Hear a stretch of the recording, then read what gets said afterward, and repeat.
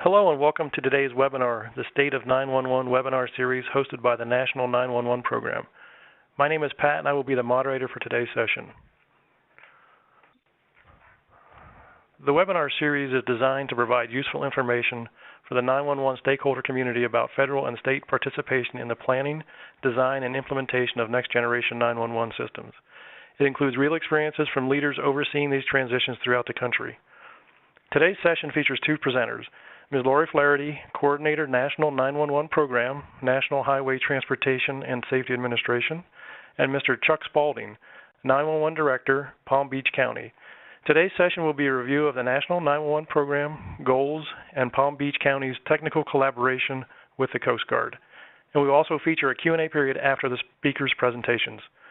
For more information on future National 911 Program webinars, or to access archive recordings or learn more about the National 911 Program, please visit 911.gov. Feedback or questions about the webinar can be sent to national911team@mcp911.com. If you are experiencing difficulty with the WebEx application, please call WebEx Technical Assistance at 1-866-229-3239 and select option 1. Please note that all participants' phone lines have been put into listen-only mode, and this webinar is being recorded. To ask questions of our presenters, feel free to take one of two actions. Using WebEx's chat feature, located at the right-hand side of your screen, enter your question at any time during the presentation, and it will be entered into the queue. This feature is not visible while your screen is in the full screen view. Or to ask your question live, use the raise hand feature to request your phone line to be unmuted, and you will be called upon to ask your question. With that, I would like to introduce Ms. Laurie Flaherty, Coordinator for the National 911 Program. Laurie, please go ahead. Thanks, Pat. Can you hear me okay? I hear you great. Great, thank you. Usually at this point in the webinar, I'm introducing someone else, but we thought it might be time to update the community on the activities of the National 911 Program. We have an awful lot going on here, and so if you could go to the next slide, please. I thought we would give you that information along three lines. Many of you have seen this slide before. The jobs of the National 911 Program as established are three. The first job is to enable and promote coordination and collaboration among all of the different entities that have anything to do with 911, whether they're public or private, whether they're at the state or local or federal or national levels. The second job is to collect and create resources for all the folks at the state and local level who actually operate the 911 system. And we take our cue for those projects from you.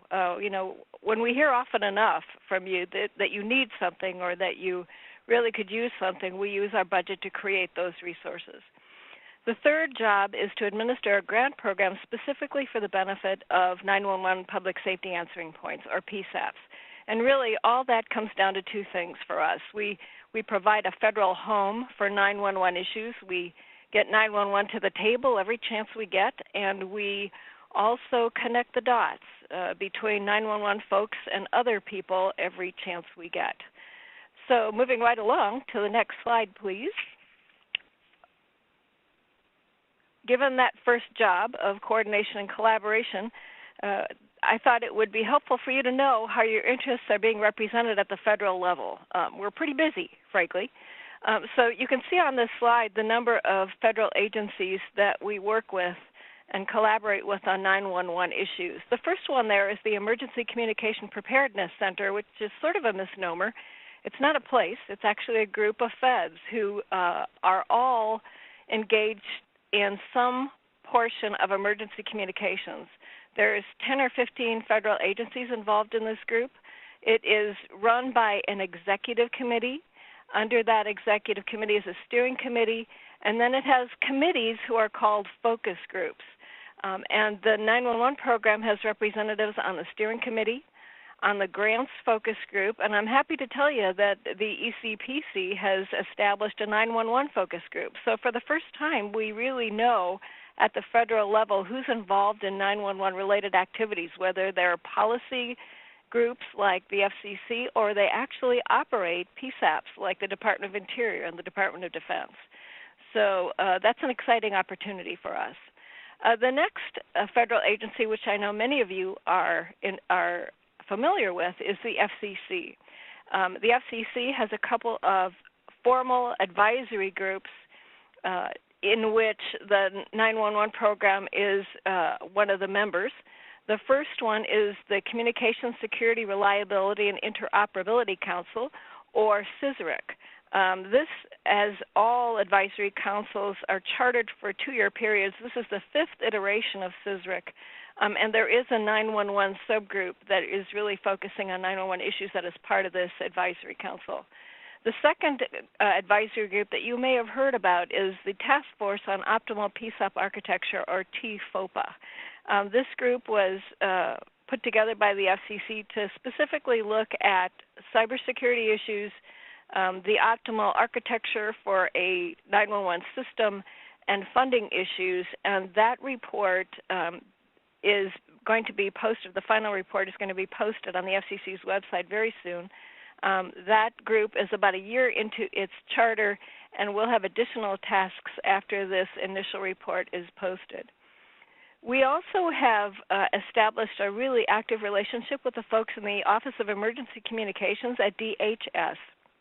You know, when that group was first formed, they were formed after the 911 program, actually, and their focus in the very beginning was really land mobile radio focused. But if you saw the National Emergency Communications Plan that came out in 2014, they have really expanded their purview to include not only alerts and warnings, but 911 and all aspects of emergency communications.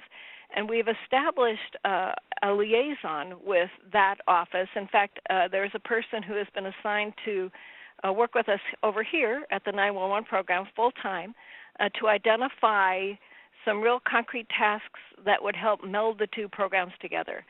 That's been very successful. It's been going on for almost a year, and we envision that to continue as well.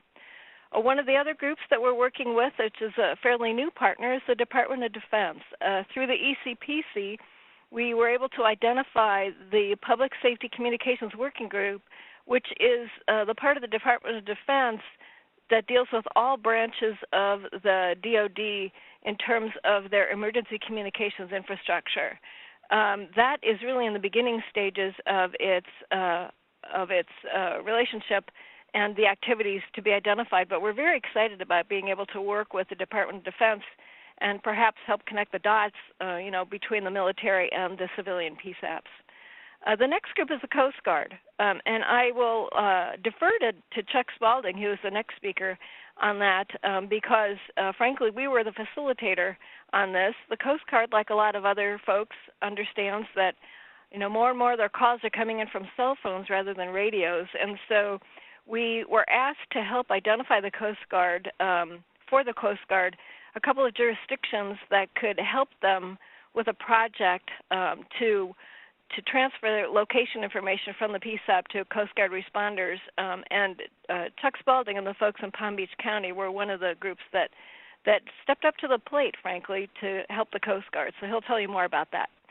And certainly the FirstNet is another group that we have worked with very actively, both at the federal level and the national level for them, as well as at the state level. As their state consultations have been going on, we have made sure that all of the state 911 administrators are aware of the consultations and that they find their way to those planning sessions to make sure that we end up with a seamless emergency communications system.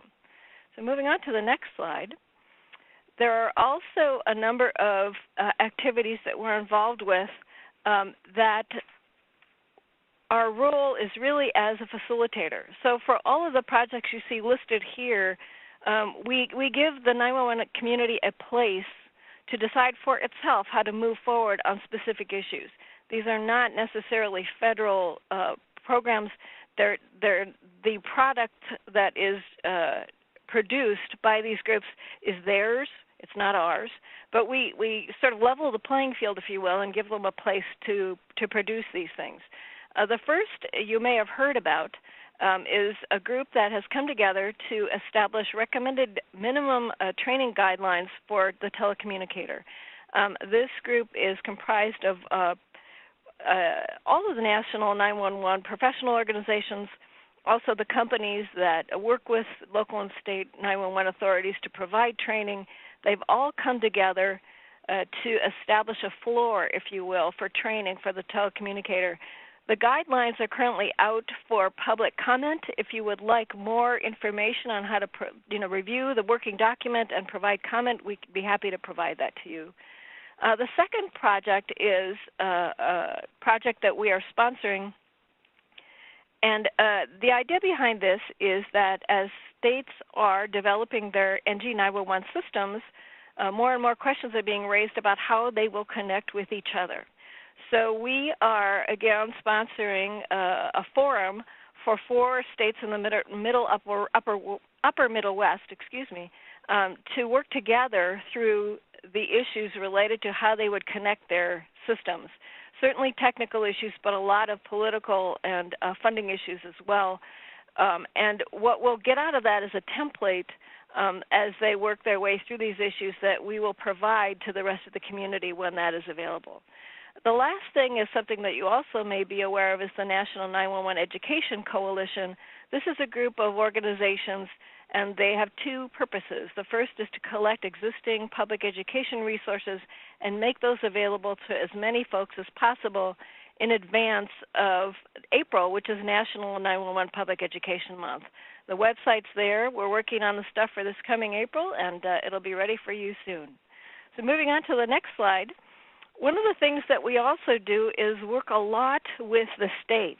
Clearly nobody wants the federal government to come in and say, hi, we're here to help. But if we're really to establish a seamless, interconnected, nationwide system, the role of the state keeps coming up as being really important.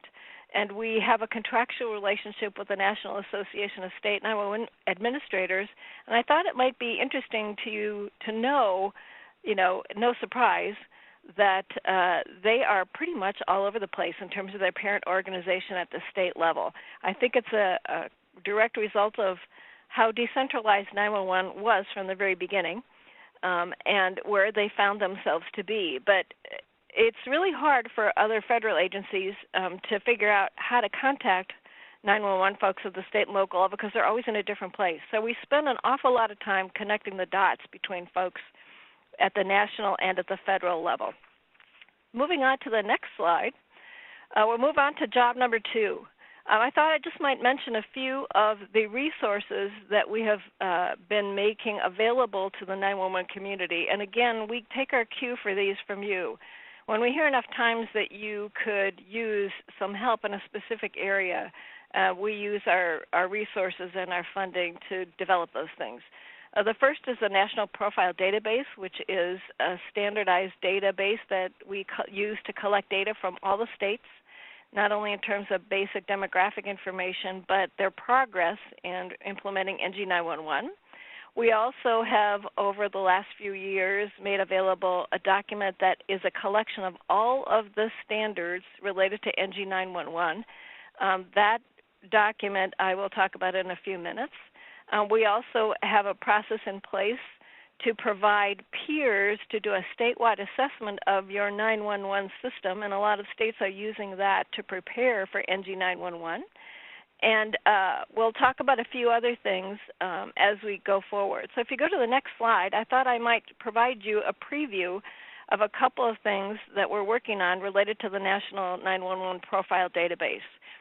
What you see in front of you is a map that shows in a picture, if you will, our progress in implementing next generation 911. This is last year's data. We've also combined NHTSA's data with NENA data. If you've seen the data they collect on their website, we've combined forces because while neither database is complete, when we combined them, it was probably the most complete picture available in terms of how our country is doing in implementing next generation 911. So as you get darker in terms of the color green, there is more progress in terms of the process of implementing Next Generation 911. This is, as I mentioned before, last year's data, so if you're looking at it and you're saying, well, our state's further along than that, we understand that. And in fact, if you go to the next slide, I'll give you a preview of the data that we collected and will be making available in the next couple of weeks. So this is data that was collected during 2015 on Next Generation 911 and where the states are in implementing Next Generation 911.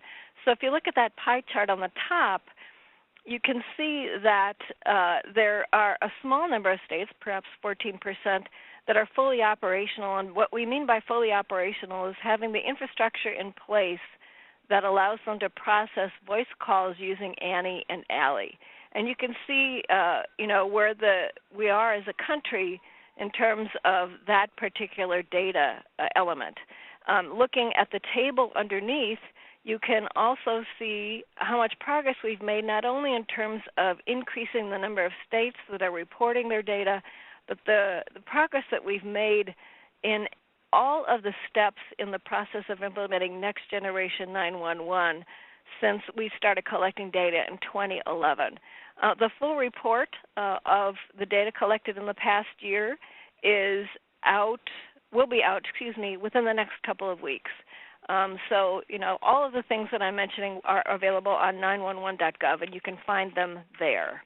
The next thing, if you could move on, is the collection of standards that I mentioned earlier. So we started tracking these standards about 5 or 6 years ago. What we found is that there are anywhere from 8 to 10 standards development organizations out there. They are each working on standards related to Next Generation 911, but no one was really keeping track of who was doing what. And while the program is not a standards development organization, and we don't want to be, perhaps that made us a good candidate to be the keeper of the list. So we started tracking these standards. We vet all the information in this document with the standards development organizations to make sure that it's accurate, and it's updated on an annual basis. And you can see the types of standards that are included in this document. That should be out within the next couple of months as well in terms of the next iteration. So look forward to that on 911.gov. Next, if you could move on, please, is information that's available to you through a contract that we have with the National Conference of State Legislatures. They have, for the last, 4 or 5 years, been tracking 911 legislation for us. So they keep track of 911 legislation as it is introduced, as it is enacted. So if you are in a state and you're considering updating your statutes related to 911, you might take a look at this to see what other states have done, what their statutes look like. And every year, NCSL compiles a list of all of the legislation that has been enacted within the last calendar year. And they are about to post that on this website within the next couple of weeks. So you can get to it through 911.gov, and that will be available to you in the next couple of weeks as well. Next slide, please. So I thought I might mention a couple of other things. There are other documents that are available on 911.gov. Certainly information on this webinar series is available on 911.gov. We do archive these webinars. So if you missed one and you want to listen to it, it's always there for you. On the bottom right side of this slide is also a screenshot from the NG911 video. We heard from you that you were having trouble explaining to non-technical folks the benefits of NG911. It's a 3-minute video. It's completely non-technical. You can download it from the site, and you can use it to explain what you're trying to do to folks, whether they are public officials or parts of your community. All of it is there for your use. There are also a number of web pages that you can subscribe to. So, for example, on the webinar series, when we send out notifications about the webinar, if you subscribe to that page, we'll let you know when the next one is ready and available. Moving right along, The last thing I wanted to talk about today, which is one more thing in terms of resources before I move on. I wanted to make you aware of the fact. Oh no, go ahead to the cost study. I wanted to make you aware of a project that we have started in September. We were directed by Congress to produce a report for them that would serve as a resource as they consider creating coordinated long-term funding for NG 911. You can see on that slide there that there are 7 parts to this report. Any part of this report could frankly be its own report. So this is a pretty comprehensive and detailed report that we have been asked to produce. So when we received this language, we put out an RFP. It was competitively sought, and a team of Mission Critical Partners and Booz Allen Hamilton are working on this report for us. The reason I am mentioning it is that if you are in a jurisdiction and you are willing to include your cost information in this report as we compile information from among all the jurisdictions, we'd love to hear from you. Let us know if there is information that you either have or is publicly available that we could use in looking at this cost study. Moving right along, the third job of the program is to administer a grant program. And our partners in this are the folks at the National Telecommunications and Information Administration, which is part of the Department of Commerce. They are absolutely our total partners on this. So in the Jobs Act, if you are really paying attention, after the $7 billion for FirstNet, there was also $115 million allocated for the 911 grant program. And you can see there the 3 eligible uses for this grant funding. It is essentially an implementation grant for NG 911 for hardware, software, training. If you move on to the next slide, I will tell you that we have very limited information available on that grant program yet. You can see on this slide, this is a screenshot of the grants page on 911.gov. We've sort of broken down the activity for the grant program in 7 stages. We're currently in stage 2, which means that the auction proceeds are being transferred to the Public Safety Trust Fund, and then after that, the Public Safety Trust Fund transfers the money to the 911 grant program, and then we can start working on the regulations. We can start setting up the infrastructure. There is a 60-day comment period for those regulations we will make everyone aware of as we move forward. If you would like to keep track of where we are with this grant program, you can see on the bottom of the screen there where it says click here to sign up to receive updates on the NHTSA NTIA grant program. If you subscribe to this web page, we will certainly keep you updated every chance we get as we progress with this grant program. Our estimate is that it'll take about a year from the time we receive the funding for the grant applications to actually go out.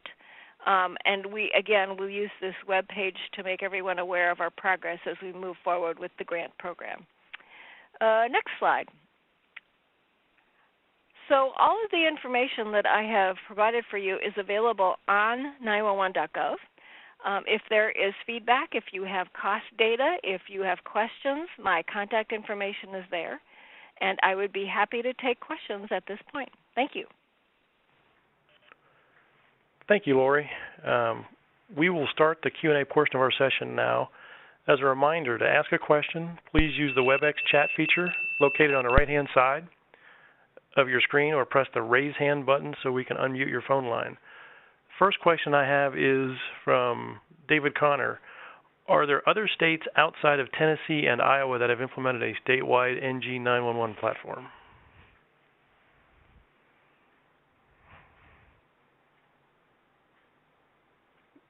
Did I lose you, Laurie? I think we may have lost Laurie. She may have lost her connection. I got an answer from Kenny Miller. He says Maine has. Anybody else online who wants to offer up a state that may have gone to the statewide NG 911 platform? This is Sherry, Pat, and I know that Vermont has as well. Okay. And Indiana, looks like Stephen Morgan says Indiana has done it as well.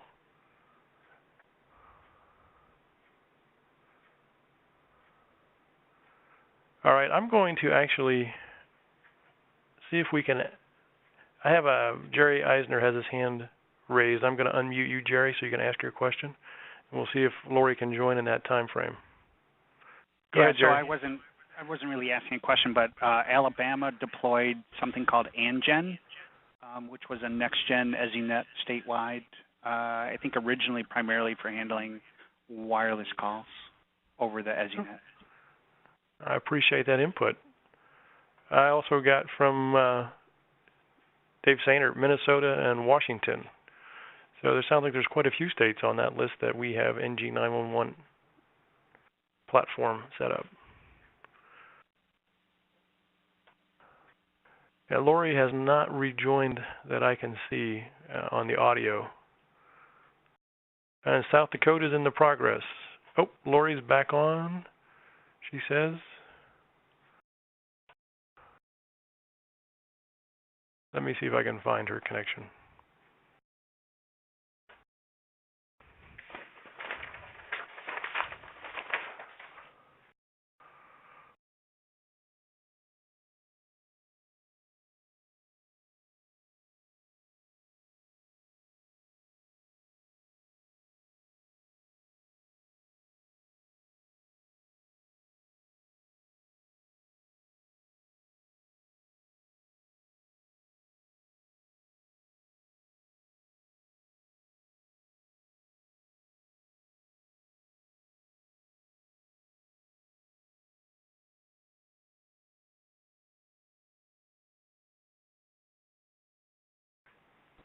Still trying to get Laurie connected. I've got a couple more input from others.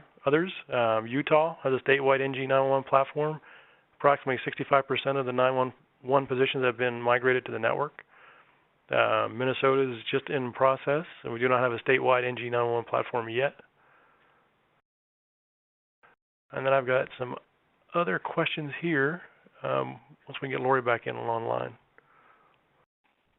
Are you there, Laurie? Here I am. Okay. I'm Laurie, sorry about that. I just disappeared. Yeah, the question was in regards to, are there any other states that have NG911 implemented yet, statewide?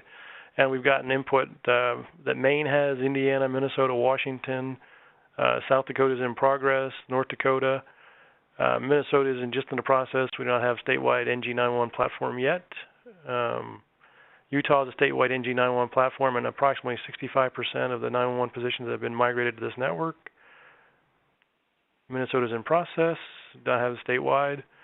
And then I've got some more questions for you. If you have any other states to throw out there other than those. No, but actually I would refer folks to the data that we'll release in the next couple of weeks, because that was data that was collected from the states last year. The information that we're getting on this call, frankly, may be even more up to date than that. But that's the most current information that we have using that uniform data set. So if anybody wants to send that information over to us or send it in a chat window, I'll gather that and capture it, and I'll get it to Laurie so she has it. That way she'll have your name and then the information you provided. The next question is, when do you envision the grant being available for states to begin the application process? Well, if I had to guess, and it's a total guess on my part, I would say about a year from now. Okay. So the last estimates are that we will be receiving the funding from the Public Safety Trust Fund, within the next couple of months, and that's when the clock starts on writing the regulations and setting up the infrastructure. As I mentioned in my presentation, that takes about a year because they are joint regulations between the Department of Transportation and the Department of Commerce, and also there is a 60-day comment period required by the statute. So all of that is to tell you that it'll probably be about a year from now.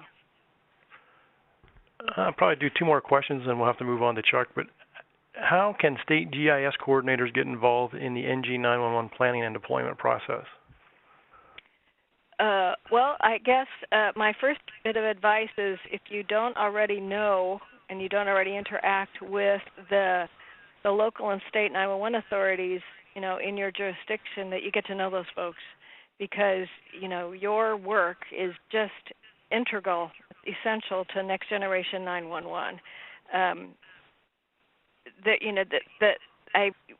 In the last iteration of the grant, those efforts were an eligible use of funds. I can't tell you whether or not they will be this time or not, but if we hear from folks that it's an essential piece and that it's part of the hardware software eligible use of funds, we could certainly try and make a case for that.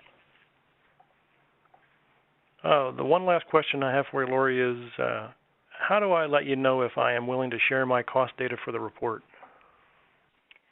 If you're willing to share your cost data, the slide that's up there now with my contact information would probably be the best way. My email address is Laurie, Laurie, .Flaherty, which is F as in Fred, LAHERTY @DOT.gov. If you go to 911.gov and contact us, there's also an email address there for the National 911 Program. I'll get it either way. But yeah, if you are willing to share that data, that would be extremely helpful to us. Okay, I do have one more quick one that I'll throw out at you. Can states get enough information about the grants to start preparing the basic aspects of NG 911? Well, I'd certainly be able to share the statute with folks so they can sort of see the background. The language in the statute sort of provides the framework, if you will, for the grant program, and some of the requirements are pretty specific. Some of the requirements are pretty vague, which is where writing the regulations comes in terms of how that language is interpreted. But that may be a good starting point, and I'd be happy to share that with anyone. All right, thanks, Laurie. So now you're going to go back to your original role, and you can introduce Chuck. Thanks, Pat. I am so happy to have Chuck Spalding with us this afternoon. Chuck is the 911 director for Palm Beach County's 911 Center. He has been just a stalwart 911 coordinator and really has stepped up to the plate any number of times to help our community move forward. And he'll tell you all about that. So, Chuck, the floor is yours. Thank you, Laurie. So you can go ahead and go to the next slide, please. So Palm Beach County, just real quick, we're about a county about 2,000 square miles. We're the largest county east of the Mississippi. We have a population of about 1.4 million. If you were to try and find us coming up the coast, if you were on vacation in the Keys, you'd come up past Miami, which was Miami-Dade County, and then Fort Lauderdale, which is Broward County, and then you'd reach Palm Beach County, so we're the next county up the coast. So you can go to the next slide. So we have 18 PSAPs here, and we were one of the first ESInet deployments in the country, and I in no way say that from a bragging perspective, because as anybody on the call who's been involved with technology knows, being first can be challenging. So we've had our share of challenges here, but we do approximately 1.2 million 911 calls annually, and we have one secondary PSAP in our model, and we're looking at bringing a second one on, but I'll talk about that. Specific why we're doing that and the functionality behind that later in the presentation. Okay, you can go to the next slide. So when we talked, and Laurie talked about bringing me on to talk about the Coast Guard, but I wanted to share with the group a little about our distributed denial of service attack that we had. It was an event here, and it was not. We were not the target, which was why I wanted to bring it up. There's a lot of talk in the community right now about, the perils of moving 911 over to an IP-based infrastructure because of security concerns, attacks, and that type of thing. And there's a lot of studies and work going on and recommendations about how to protect yourself from that.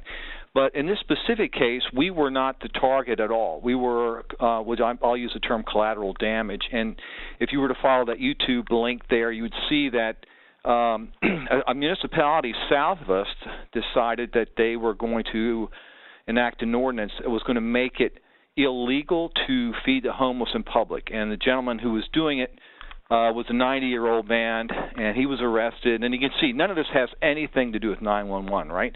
But this gentleman was arrested. It was in the news. And then the group Anonymous made a very public announcement that they thought that was wrong, and they basically threatened, if you would, the municipality and said that here's what we're going to do. We're going to take down your servers. We're going to do this unless you redact or, that option, the redact that ordinance.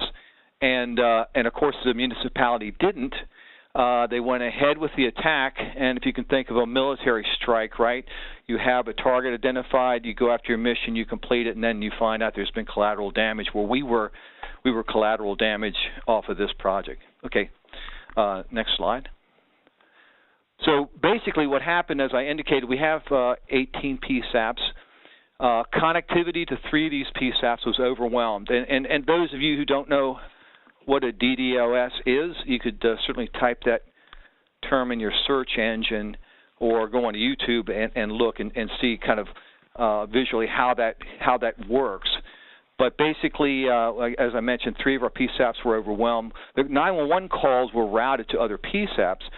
But one of the tools that we had in place for basically looking at our ESInet and kind of managing it from a day-to-day basis was what really provided us the immediate indication of what was going on, and really is what we believe assisted us in helping to prevent this from being a major disaster.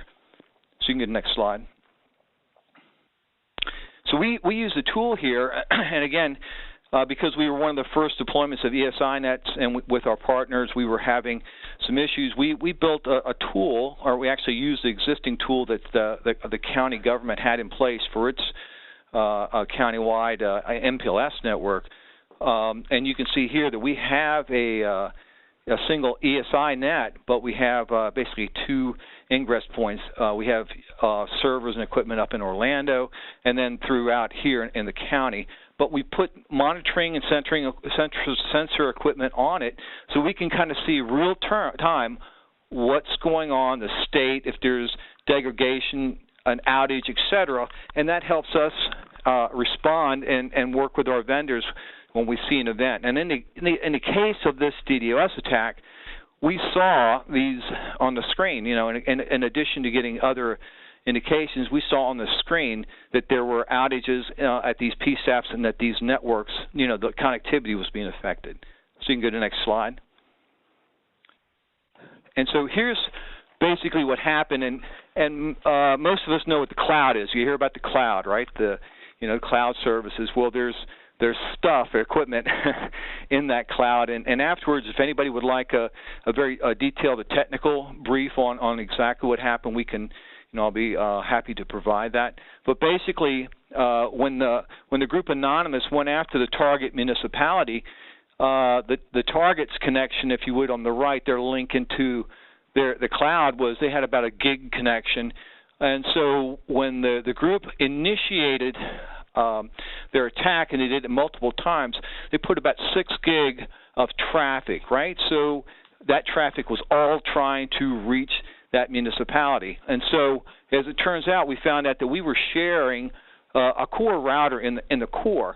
And even though that this router had been provisioned where we had our 911 traffic was in a private VRF or VRF, or partitioned off, if you would say, and the target was in a public, it was still sharing the same router. Just because of the way things were configured, that traffic, it couldn't all go to the municipality, so some of it backed up into the core router and actually started coming out and taking down our smaller PSAPs.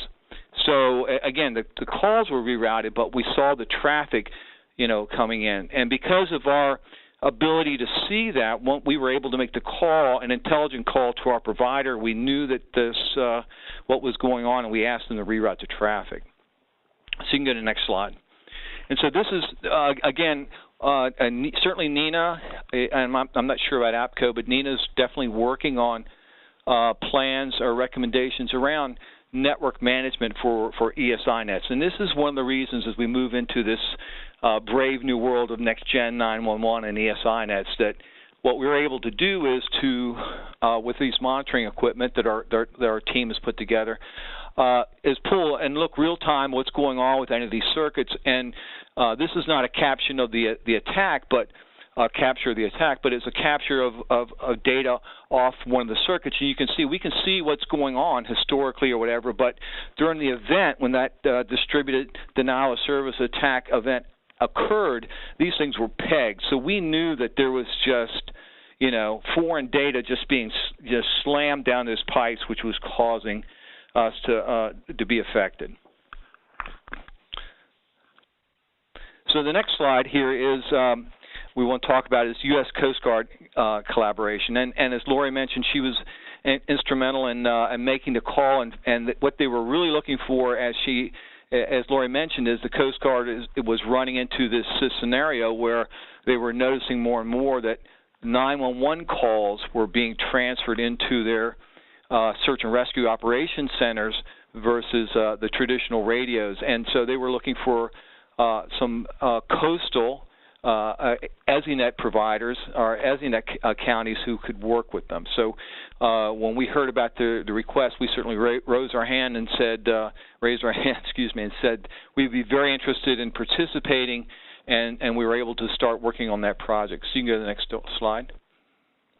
So this is a snapshot off the Coast Guard website, and this is what they call Sector Miami. They divide up their coastal regions in different sectors.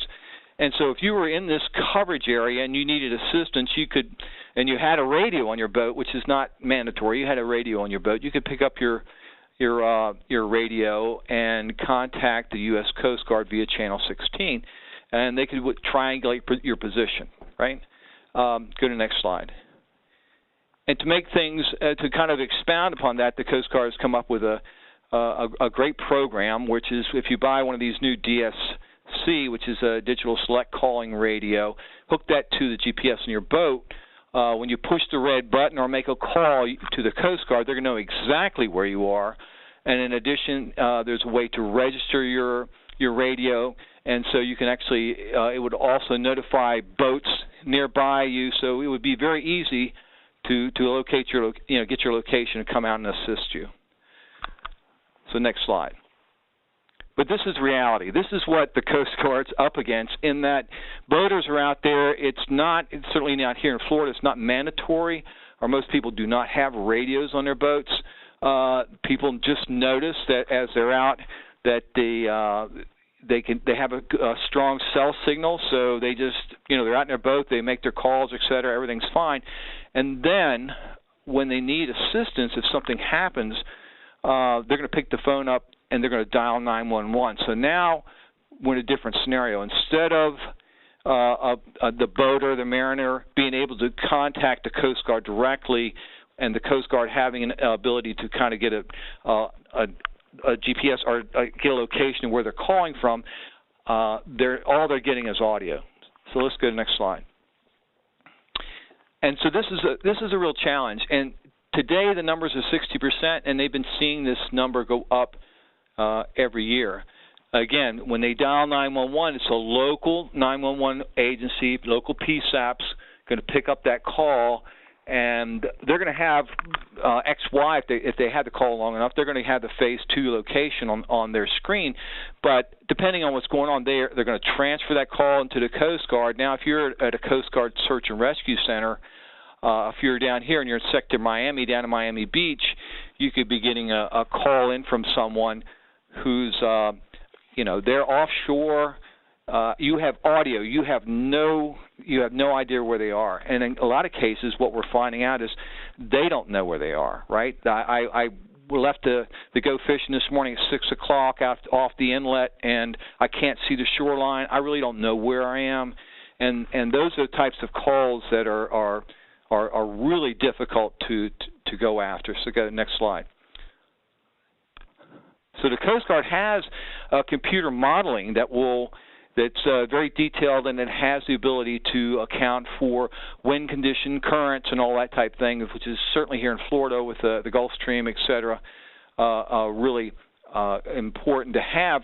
But again, if I can't tell you where I am when I place the call, they're going to make some assumptions and come up with models. It'll come up with a scatter diagram and some search troughs and those type things, and they'll send out boats and planes to look for you.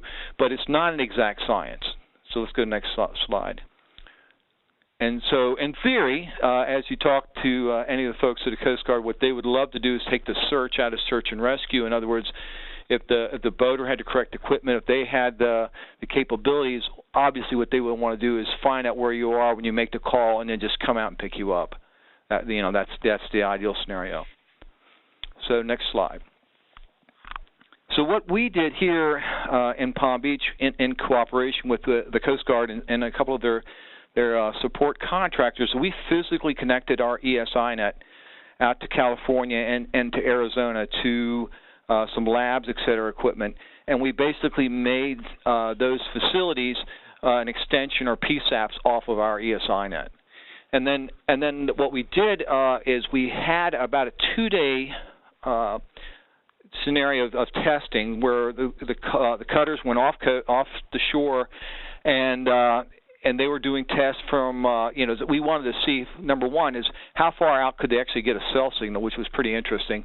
And then they also wanted to get the data from the ESInet. What do these Phase 2 data look like? What do the calls look like coming in from the ESInet, et cetera? So you can go to the next slide. And so as a result of that, they found out that it could be 10 to 14 nautical miles offshore, which is pretty amazing if you think about it, that the cell towers, the signal can be that far off. They also were able to collect data from the ESInet to look at potentially integrating that data into their existing search and rescue system. And the other thing that came out of this was the importance of PSAP call takers to provide that Phase 2 data, that location information to the Coast Guard on handoff, because and we certainly have worked here, incorporated with our PSAPs that are coastal here. Because of that, they had the data, and a lot of times, you're in a PSAP that's busy, a lot going on. Maybe it's not part of the process, but we've been working to try and do that, and now we found that that's a critical component. If they have to plug that data into the search and rescue computer, if you would, to be a starting point, it's certainly preferential to just kind of coming up with I don't know where I am and just sending out planes, because that can be extremely frustrating for everybody involved to try and provide assistance. So you can go to the next slide. So, Laurie, you still there? Yes, I am. Okay, so I think Laurie and I talked earlier. I'm not sure, but she had mentioned there had been discussion about maybe Laurie providing an all-expense-paid trip to Palm Beach for whoever provided the best question in this next segment. I think she added, and then you woke up. Oh, okay. Then I woke up.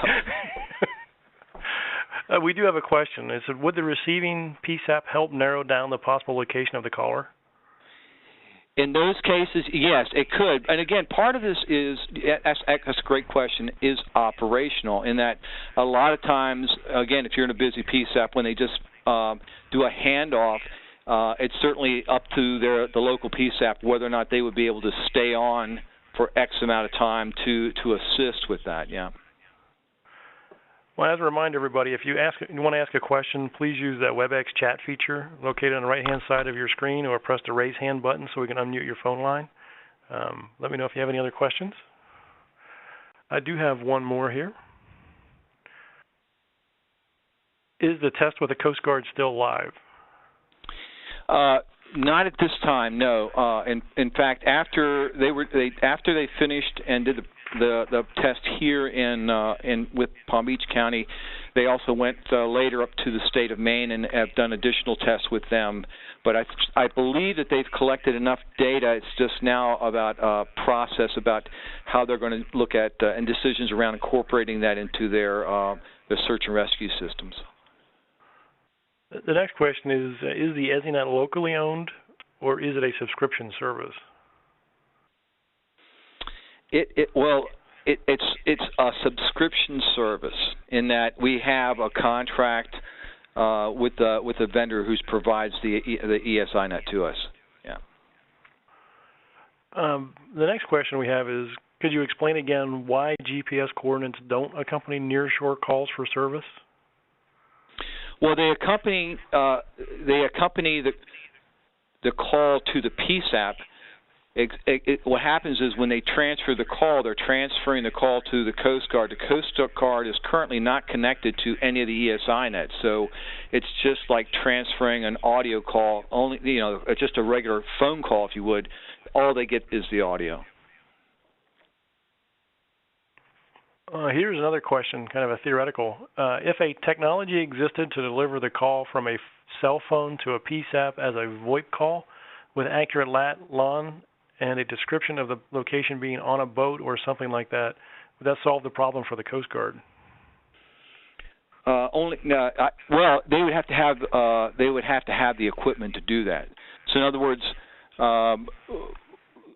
that's one of the reasons they're looking to integrate this data that they collected into their existing search and rescue systems, because there are so many disparate, if you were to go up the coast, systems, whether they're run by a county or a state, or majority are still on CAMA, et cetera, CAMA trunks, that they would have to plug into every system, if you would, to try and get that data out. So currently they're not connected to anything but any of the 911 systems that I'm aware of. But to your point, that data comes in today. And again, if the mapping only goes out, like in our maps only go out 3 miles today, but they're still going to get the data as far as the Phase 2 location.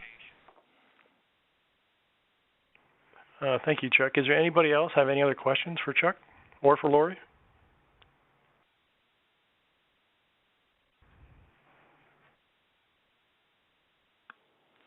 I am not seeing any additional questions.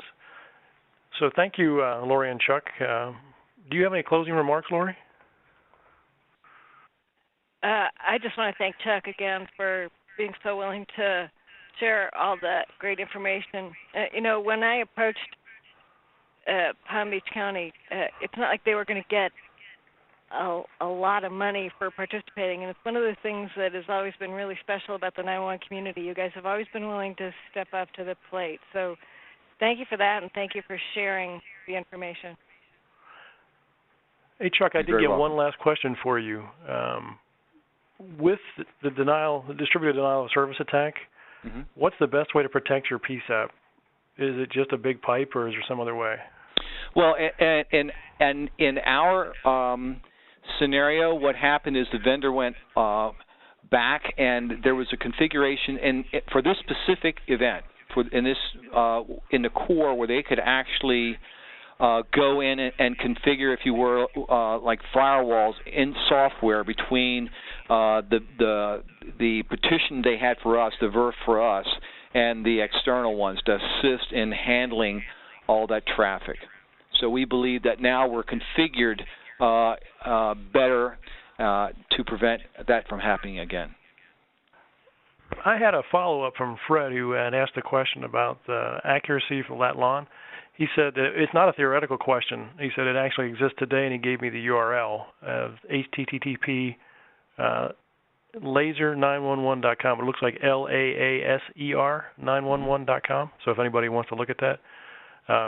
But again, I think it speaks to the fact that the Coast Guard would have to have the ability to receive it.